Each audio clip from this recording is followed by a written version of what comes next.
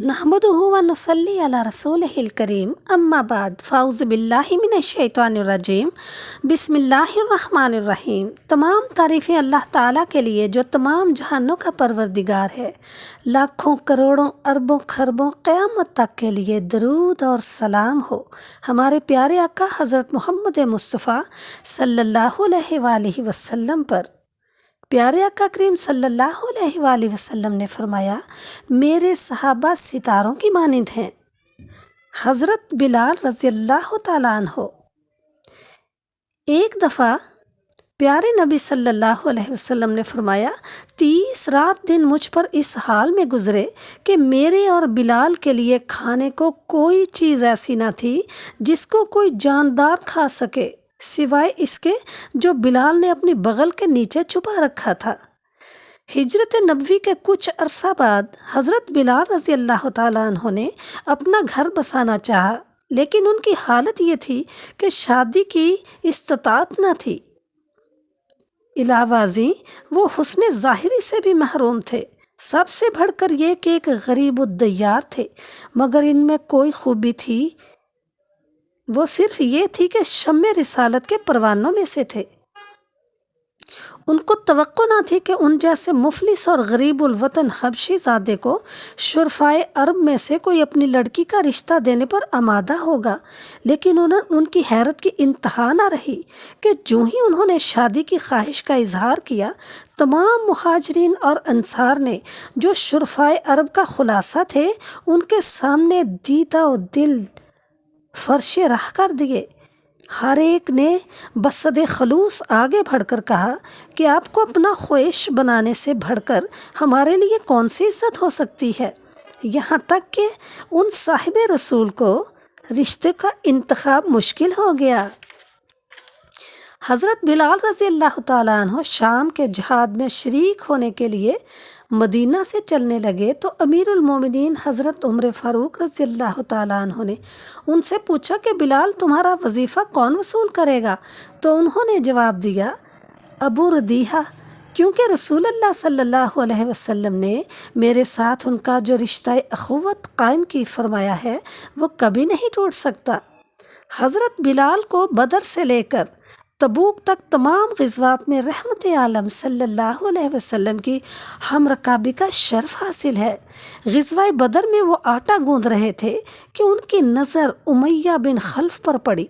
हज़रत Abdurrahman bin of गिरफ़्तार करके ले जा रहे थे। हज़रत बिलाल को उमैया की इस्लाम दुश्मनी याद आ गई और वो पुकारने लगे, ए अंसार अल्लाह, ए अंसारे रसूल, उमैया बिन खल्फ मुशरिकों का सरगना है, देखना बच के ना जाने पाए। उनकी आवाज़ सुनते ही चंद सहाबा कराम उधर दौड़े और आनन फानन उमैया को जहन्नम वासिल कर दिया। हिजरत के बाद मस्जिद नबवी की तामीर हुई और अज़ान की इब्तदा हुई तो रहमत आलम सल्लल्लाहु अलैहि वसल्लम ने अज़ान देने की खिदमत हज़रत बिलाल के सुपुर्द फरमाई। इस तरह वो इस्लाम के सबसे पहले मुअज़्ज़न हैं। हज़रत बिलाल की आवाज़ नहायत बुलंद और दिलकश थी। हुस्न सूरत के साथ उसमें ऐसी तासीर थी कि जो सुनता सब काम छोड़ छाड़ कर वालिहाना नमाज के लिए मस्जिद की तरफ लपकता था। 8 हिजरी में मक्का फतह हुआ तो हज़रत बिलाल हस्बे मामूल सरकार दो आलम सल्लल्लाहु अलैहि वसल्लम के ततहीर काबा के बाद आपने हज़रत बिलाल से फरमाया, ए बिलाल, काबा की छत पर खड़े होकर तौहीद की सदाए तकबीर बुलंद करो।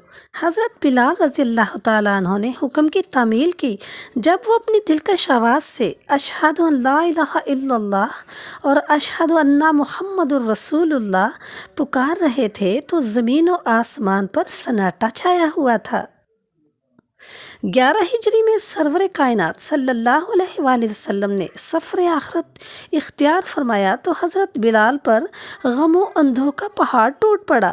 तिबरानी ने हज़रत अब्दुल्ला बिन मोहम्मद عمر رضی اللہ تعالیٰ عنہ اور عمار رضی اللہ تعالیٰ عنہ سے روایت کی ہے کہ رسول اللہ صلی اللہ علیہ وسلم کی وفات کے بعد حضرت بلال نے خلیفۃ الرسول حضرت ابوبکر صدیق کی خدمت میں حاضر ہو کر عرض کی، اے خلیفہ رسول، میں نے اپنے آقا کو یہ فرماتے سنا کہ مومنین کے لیے سب سے افضل عمل جہاد فی سبیل اللہ ہے۔ میرا ارادہ ہے کہ میں تا دم مرگ جہاد فی سبیل اللہ میں مشغول رہوں۔ حضرت ابوبکر صدیق رضی اللہ تعالیٰ عنہ نے فرمایا، اے بلال، میں تمہیں اللہ کا واسطہ دیتا ہوں اور اپنی حرمت اور اپنے حقوق کی قسم دے کر کہتا ہوں کہ میری عمر زیادہ ہو چکی ہے، میرے قواق کمزور ہو چکے ہیں اور میری وفات قریب ہے، اس وقت تم مجھے چھوڑ کر نہ جاؤ۔ حضرت بلال نے صدیق اکبر کی بات مان لی اور مدینہ منورہ ہی میں ٹھہر گئے۔ بیت المقدس کی تسخیر کے سلسلے میں حضرت عمر فاروق کو بنفس نفیس شام جانا پڑا۔ ان کے بیت المقدس پہنچنے پر عیسائیوں نے شہر کے دروازے کھول دیے اور خلیفۃ المسلمین نے عیسائیوں سے معاہدہ صلح مرتب کیا۔ اس سے فارغ ہونے کے بعد انہوں نے مسلمانوں کے سامنے ایک فصیح و بلیغ خطبہ دیا۔ سامعین میں حضرت بلال بھی موجود تھے۔ ان سے مخاطب ہو کر فرمایا، اے ہمارے سردار بلال، آج اسلام کے قبلہ اول پر پرچم توحید لہرایا جائے۔ اس باعظمت موقع پر آپ اذان دیں تو ہم آپ کے شکر گزار ہوں گے۔ حضرت بلال نے عرض کیا، اے امیر المومنین، میں عہد کر چکا تھا کہ رسول اللہ صلی اللہ علیہ وسلم کے بعد کسی کے لیے اذان نہ دوں گا، لیکن آج آپ کے ارشاد کی تعمیل میں اذان دیتا ہوں۔